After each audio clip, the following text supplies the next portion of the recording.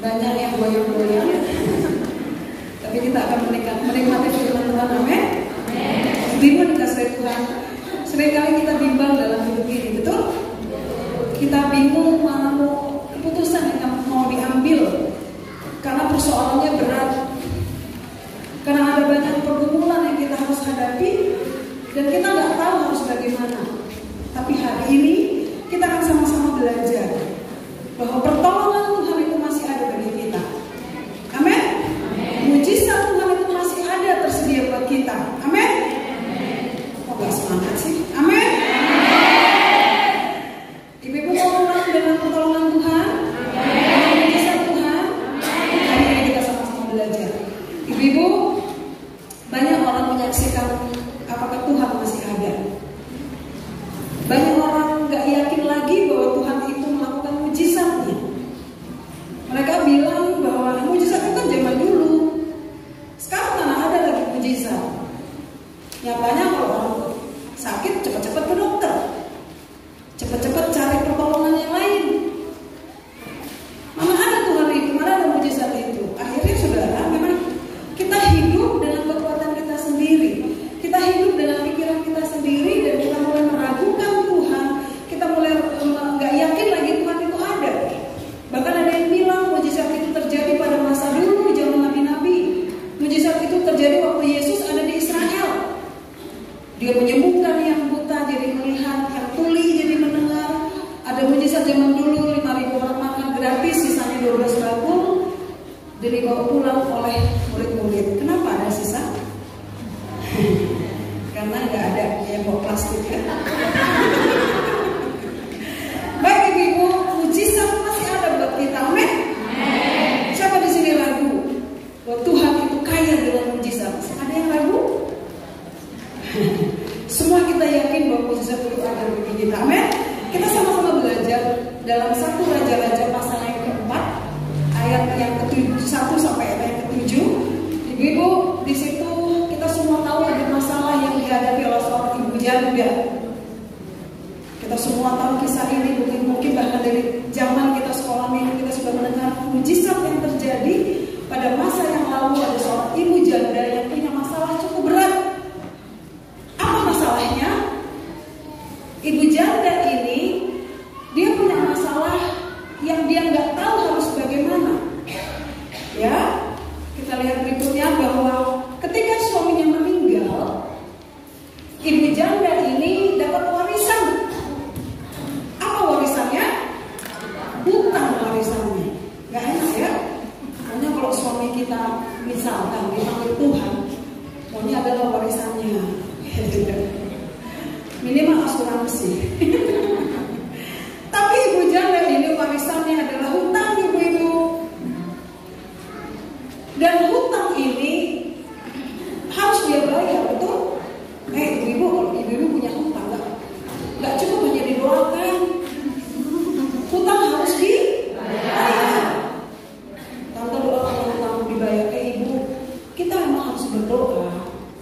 Tapi kita juga harus bayar hutang itu, betul? Masa hutang didoain, Tuhan suruh bayar gitu. Nah, ibu janda ini warisannya adalah hutang. Nah, kondisinya makin mengerikan adalah ketika penagih hutang datang. Nah, kalau penagih hutang datang dan tidak bisa dibayar, yang harus dia bawa adalah anaknya. Anaknya lah jadi jaminan untuk dibawa oleh penagih hutang, dan anaknya itu akan dijadikan budak. Kita baca dalam kisah itu. Nah, ibu-ibu zaman dulu itu yang namanya jadi budak itu nggak gampang, mengerikan jadi budak itu. Kalau misalkan saya, ini zaman dulu ya, kalau saya punya budak, saya beli di pasar budak, dan budak itu saya bawa pulang, dia harus bekerja 24 jam sehari, 7 hari seminggu. Saya mau nggak ngasih makan pun itu terserah saya. Jadi budak itu nggak punya hak apa-apa. Dia mau makan, nggak makan itu terserah Tuhan, yang sah-sah saja. Dan dia harus bekerja sampai benar-benar bekerja aja, nggak mikirin dia dapat apa, makan apa, namanya budak. Dan kalau budak ini mati pun nggak apa-apa, nggak ada hukumnya. Jadi budak itu benar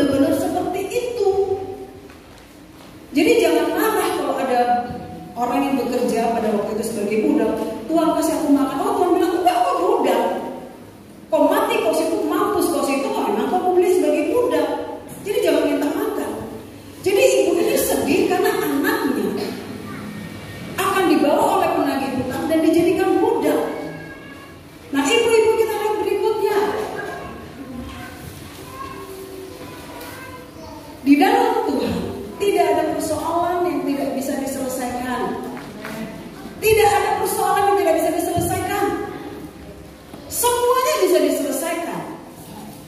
Termasuk masalah hutang pun bisa diselesaikan. Saya punya adik ipar. Adik ipar saya seorang pengusaha.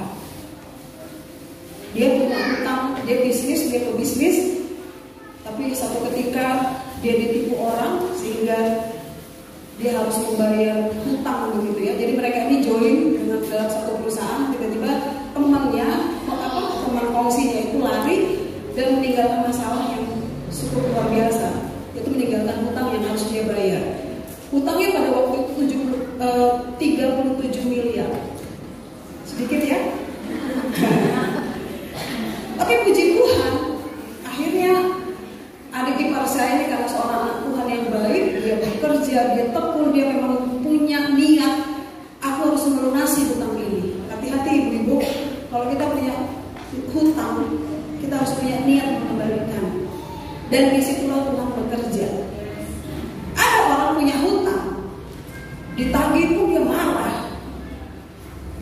Tapi harusnya kalau kita punya hutang, iya, itu akan bayar. Tapi sabar ya.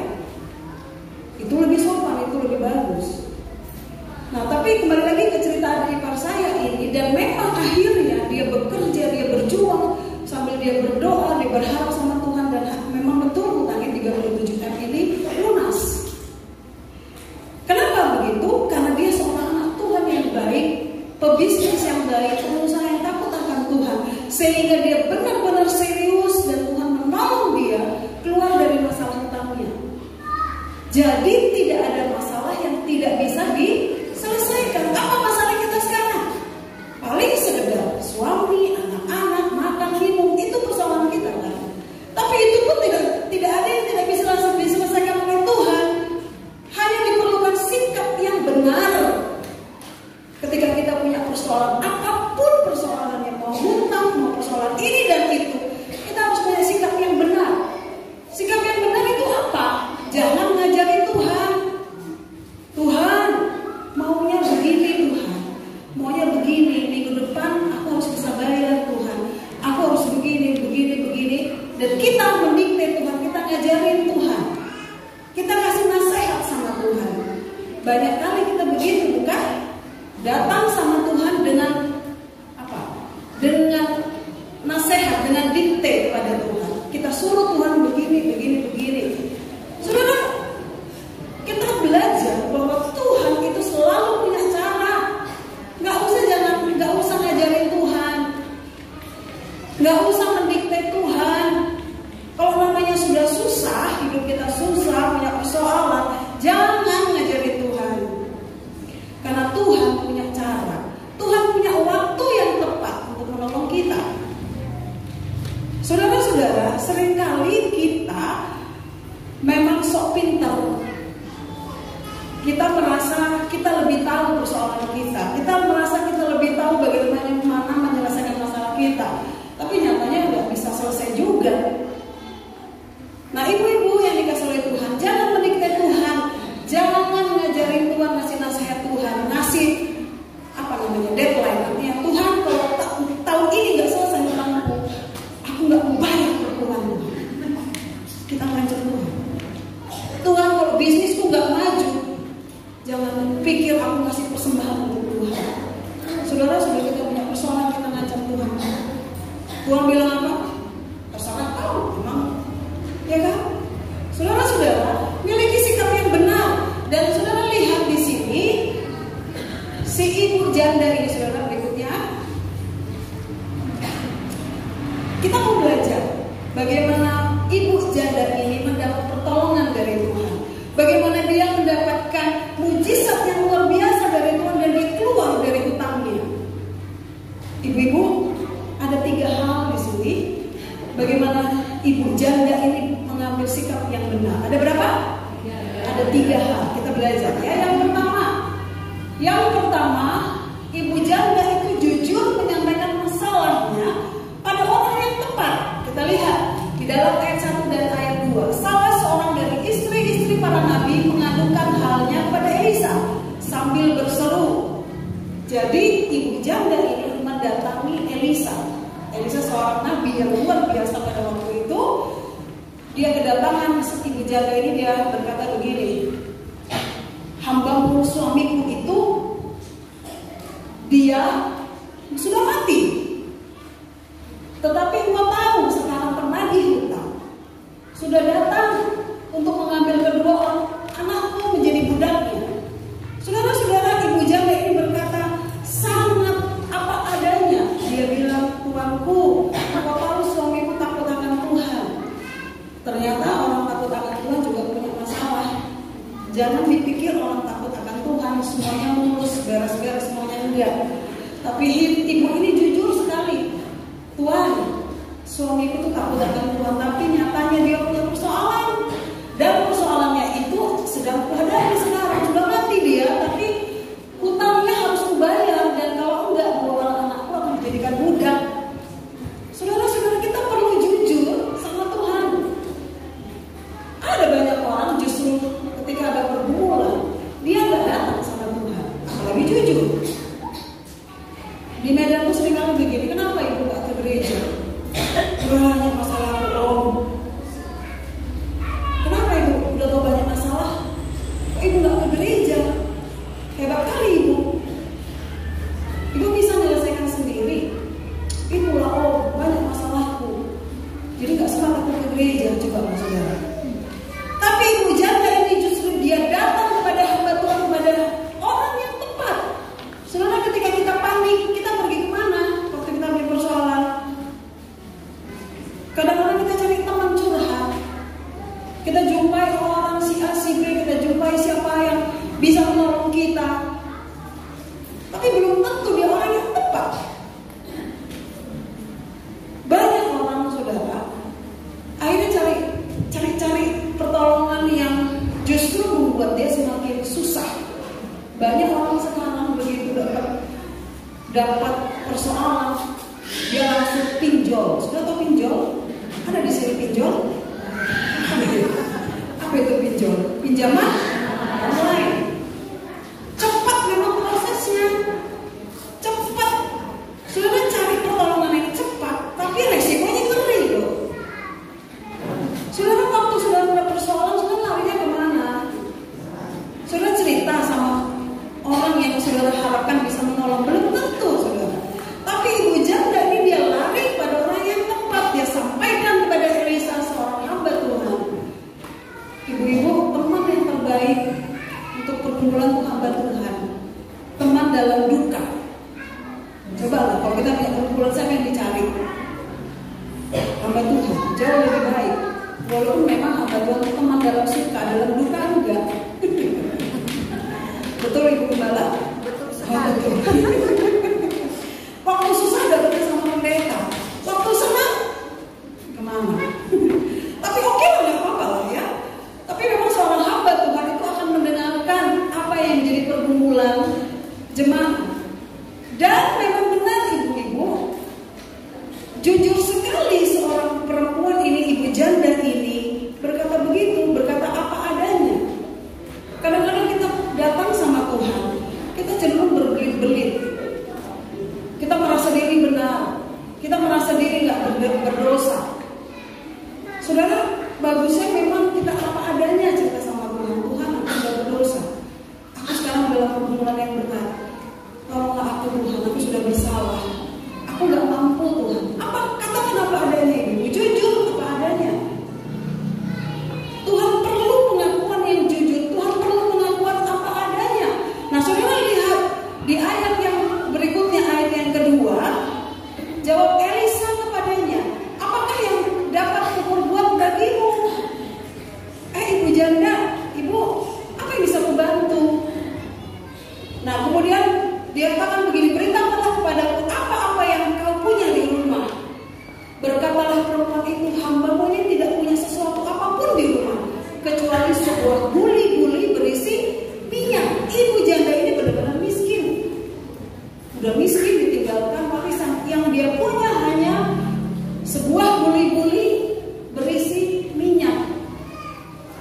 Bagaimana mungkin dia bisa membayar hutang? Itu sebabnya dia pergi ke Nabi Elisa dan berkata, Tuhan, aku gak punya apa-apa. Hidupku kan udah habis-habisan nih, anakku pun mau dibawa oleh penagih hutang. Ibu ini dalam kondisi yang terjepit, hartanya tinggal anaknya, dan itu pun akan diambil oleh penagih hutang. Bayangkan ibu, anak kita mau diambil penagih hutang, dan siap-siaplah anak ini jadi budak yang nanti akan diperbudak sampai mati. Ayat bagian berikutnya, setelah jujur mengatakan apa adanya pada orang yang tepat, saudara lihat sikap ibu ini. Dia taat melakukan perintah Tuhan di ayat yang ketiga sampai ayat yang keempat. Lalu berkatalah Elisa, pergilah, mintalah bejana-bejana dari luar, daripada segala tetanggamu, bejana-bejana kosong, tapi jangan terlalu sedikit.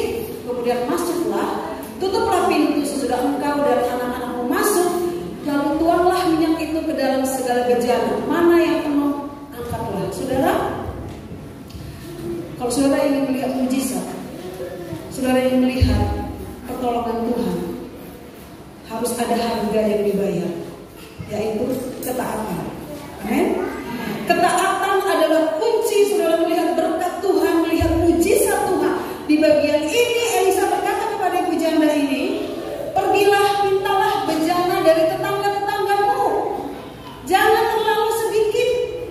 Saudara, ini perintah gak gampang, karena harus pergi ke tetangga-tetangga. Saudara tahu, zaman dulu Israel itu rumahnya jauh-jauh, gak seperti sekarang, gak seperti kita tinggal di sini, tetangga dekat-dekat. Tapi pada waktu itu tetangga jauh-jauh. Dari sini mungkin 500 meter, 300 itu baru ada. Jadi artinya apa? Ini bukan perkara yang mudah minta bejana dari para tetangga.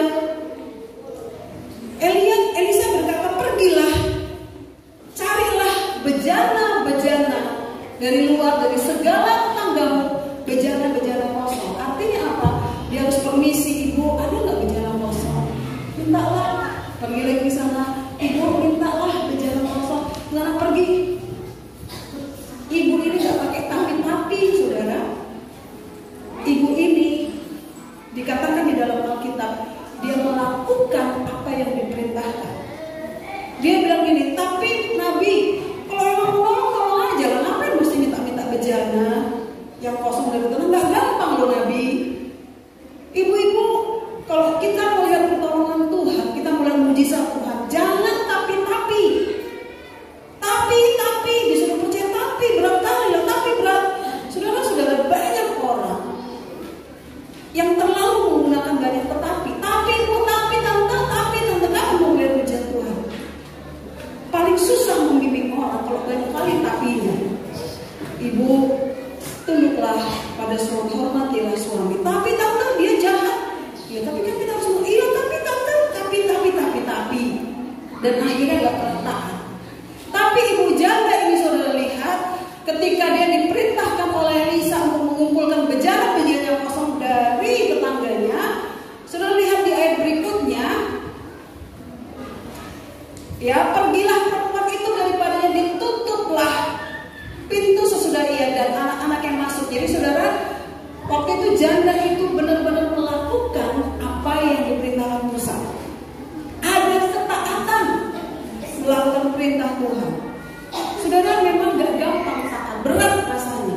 Tapi kita berani melangkah, seorang yang beriman itu berani melangkah, berani taat, maka akan lihat mujizat terjadi. Amin. Kalau engkau saudara mengaku orang percaya, itu mau memilih perintah Tuhan, sampai kapanpun kita tidak akan melihat berkat Tuhan.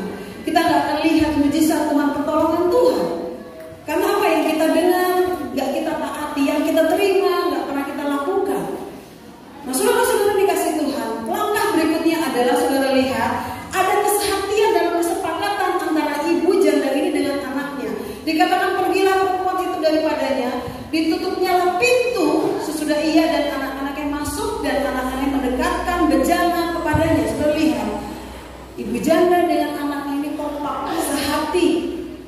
bersama-sama mengerjakan apa yang diperintahkan Musa. Saudara-saudara, mujizat itu terjadi kalau kita sehati, kalau kita bersama-sama rukun, terjadilah mujizat. Minimal 2-3 orang dalam rumah. Kalaupun suami nggak mau diajak kompak, minimal dengan anak-anak. Kalaupun anak-anak nggak mau juga diajak kompak, datangi beberapa orang teman seiman. Ayo doakan aku perlu mujizat Tuhan. Saudara, bukankah 2-3 orang sehati meminta kepada Tuhan, berdoa kepada Tuhan, Tuhan ada di situ. Amin. Saudara, mari kita belajar untuk meminta mujizat dengan cara sehati. Nah, di sini saudara lihat ibu yang punya 2 anak ini, mereka kompak. Saudara lihat ya, anak-anaknya mendekatkan bejana-bejana kepadanya, sedang ia terus menuak. Jadi bejana-bejana sudah dikumpulkan dan minyak yang sedikit dalam bumbu itu dituang. Saudara lihat, yang sedikit itu ternyata nggak habis-habis. Bejana itu yang begitu, yang dari tetangga-tetangga itu dituang minyak, semuanya penuh, saudara. Sebuah keajaiban terjadi, amin. Ketika ada seorang ibu janda yang taat, dia panggil anak-anak, dia ajak anak-anaknya, ayo kita sehati, kita kerja sama. Saudara, dan lihat berikutnya di sini, sedang ia terus menuang ketika bejana itu sudah penuh, berkatalah perempuan itu kepada anaknya, dekatkanlah kepadaku sebuah bejana lagi. Tapi jawabnya kepadanya, tidak ada lagi bejana. Lalu berhentilah minyak itu mengalir. Saudara, memang tidak dicatat berapa banyak bejana, tapi yang pasti banyak bejana-bejana itu penuh. Ibu jana ini berpikir masih ada bejana yang lain, ternyata enggak. Dan itu bejana yang terakhir, dan begitu bejana terakhir itu dipenuhkan oleh minyak dari modal yang satu botol atau satu buli-buli itu, akhirnya berhentilah minyak itu mengalir. Saudara lihat, ini sebuah mujizat, amin. Mujizat itu apa? Mujizat itu sesuatu yang terjadi di luar nalar manusia. Bagaimana mungkin buli-buli yang kecil berisi minyak bisa memenuhkan semua bejana-bejana yang kosong itu? Kenapa bisa terjadi, saudara? Karena ada ketaatan. Saudara ingat mujizat Tuhan memberi makan 5.000 orang hanya dengan 2 roti, apa 5 ikan apa 2 roti? 5 roti dan 2 ikan. Dengan 5 roti dan 2 ikan bisa 5.000 orang makan, belum termasuk perempuan dan anak-anak. Dan sisanya berbakul-bakul, saudara. Hanya dengan 2 roti, 5 roti dan 2 ikan, saudara lihat mujizat terjadi. Dengan sedikit itu Tuhan melipat gandakan. Artinya apa, saudara? Hanya sedikit saja kalau kita serahkan sama Tuhan, maka Tuhan akan melakukan mujizat. Tidak perlu banyak, saudara. Tuhan hanya butuh sedikit, tapi dengan iman, dengan ketaatan. Dan saudara lihat mujizat terjadi. Bejana-bejana itu penuh. Dan saudara lihat berikutnya, di bagian terakhir bagian ini, saudara, mujizat nyata terjadi. Alkitab menyatakan begini di ayat yang ke-7, kemudian pergilah perempuan itu kepada abdi Allah. Saudara, ibu janda ini setelah dia melakukan apa yang diperintahkan dan kemudian bejana-bejana itu penuh, dia kembali kepada hamba Tuhan. Lihat, saudara, mujizat terjadi, pertolongan Allah nyata. Dia masih lagi ketemu sama, dia laporkan ke hamba Tuhan. Ada orang doanya dijawab Tuhan, tapi dia nggak bilang-bilang sama pendeta. Pendeta ini terus mendoakan. Oh ya, jangan gitu ya ibu-ibu. Om doakan, om usaha aku berhasil. Doakan om kebunku panennya banyak. Benar, kebunnya panennya banyak. Nggak bilang dia. Apalagi ucapan syukur kan gitu. Memang pendeta ini hanya teman di waktu susah. Tapi ya sudahlah ya, memang itulah panggilan kami. Tapi saudara, ibu janda ini setelah bejananya penuh, dia masih ketemu lagi sama Elisa. Dia bilang gini, dia laporkan semua dan Elisa berkata, pergilah, jualah minyak itu, bayarlah hutangmu. Saudara, ketika dia punya minyak itu penuh, itu bisa dipakai untuk bayar hutang. Ibu janda ini bertanggung jawab untuk bayar hutang. Dia benar. Setelah penuh bejana itu dan Nabi Elisa berkata apa? Iya, jualah itu untuk bayar hutang.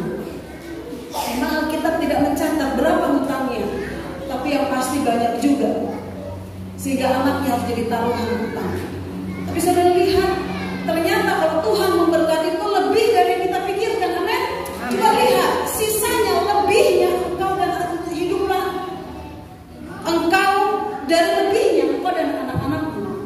Saudara-saudara, kalau Tuhan memberkati kita, itu nggak bisa kita kira, nggak bisa kita duga. Dia selalu memberkati kita lebih dan lebih. Amin. Dia selalu memberkati kita di luar pikiran kita, apa yang tidak kita pernah pikirkan, tidak pernah kita dengar, kita tidak pernah bayangkan, itu yang diberikan bagi kita. Tuhan itu ajaib, saudara. Kalau Dia memberkati kita, caranya luar biasa. Dan saya sudah banyak merasakan itu. Dia tidak memberkati kurang, tapi justru Dia memberkati berlimpah-limpah. Kalau kita berharap sama Tuhan, saudaraku, mengandalkan Tuhan, hasilnya kita akan tercengang-cengang, kita akan terpesona. Tuhan, terima kasih, ternyata yang Kau perlukan lebih, yang Kau berikan lebih dari yang Kau perlukan. Itulah mujizat Tuhan, saudara. Saudara, mujizat Tuhan itu masih ada bagi kita. Amin. Mujizat Tuhan itu masih Dia sediakan bagi kita.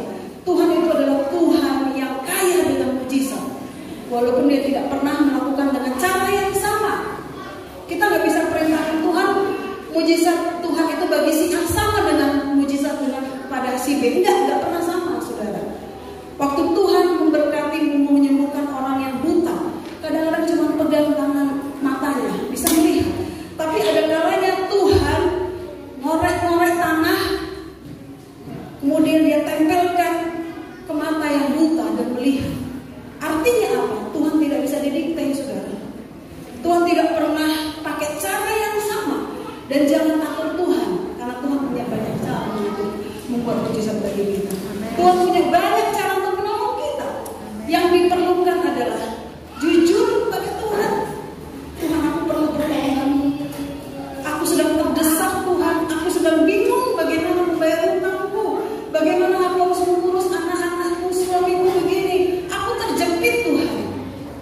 Tapi aku perlu Tuhan. Saudara, jujur kepada Tuhan, kemudian lakukan perintah Tuhan tanpa kata tapi, tanpa memberontak, tanpa katakan aduh Tuhan berat kali. Lakukan perintah Tuhan. Dan saudara miliki kesehatian. Tadi saya katakan kalau bisa dengan suami sehati, ajak suami berdoa. Kalaupun suami nggak mau, ajak anak-anak berdoa. Kalaupun anak-anak nggak mau juga, ajak teman seiman bersama-sama berdoa.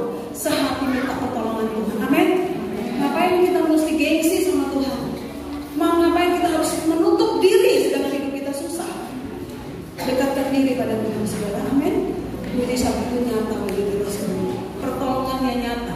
Dulu Dia lakukan mujizat, hari ini Dia lakukan mujizat, dan seterusnya Dia akan melakukan mujizat bagi kita yang percaya kepada-Nya. Mari kita bangkit diri bersama-sama.